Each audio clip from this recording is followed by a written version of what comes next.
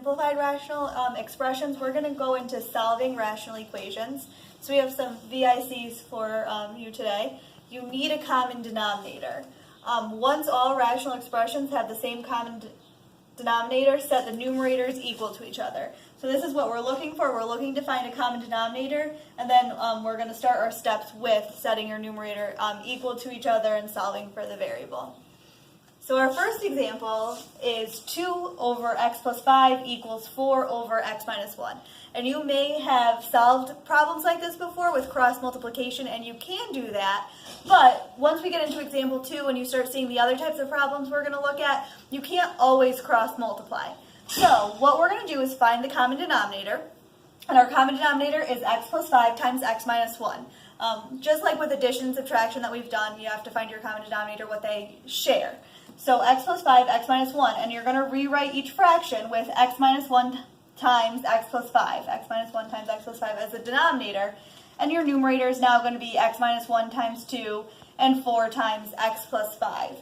So because they both have the same denominator, you're just going to set your numerators equal to each other. So here I have 2 times x minus 1 in the numerator, and here I have 4 times x plus 5 in the numerator, so I set them equal to each other, and distribute, and I'm going to combine like terms and solve for x, and my x comes out to be negative 11.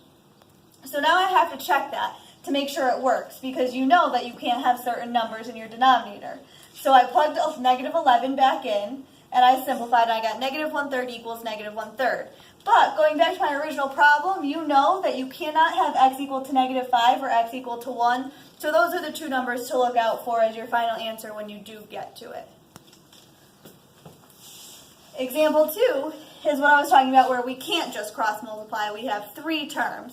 So I have x minus 1 over x squared plus 3x plus 2 plus 2x over x plus 2 equals x minus 1 over x plus 1. So my common denominator is going to be x plus 2 times x plus 1, because if I were to factor this, it comes out to x plus 2, x minus 1.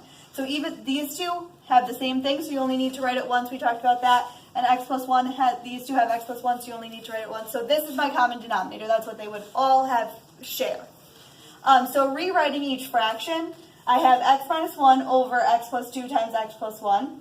Plus 2x, the missing part here is your x plus 1, so I need to multiply by x plus 1 in the numerator, over x plus 2, x plus 1, equals x minus 1 times x plus 2 over x plus 1 times x plus 2, since the x plus 2 is what's missing in the numerator. So again, all my denominators are now the same, so I can set the numerators equal to each other. So x minus 1 plus 2 times x plus 1 equals x minus 1 times x plus 2. I'm going to distribute and simplify. So x minus 1, this gets distributed. These I FOIL out. And I get x minus 1 plus 2x squared plus 2x equals x squared plus x minus 2. And I want to combine like terms now. And since it's an x squared term, I want to get everything on one side of the equal sign so I can set it equal to 0.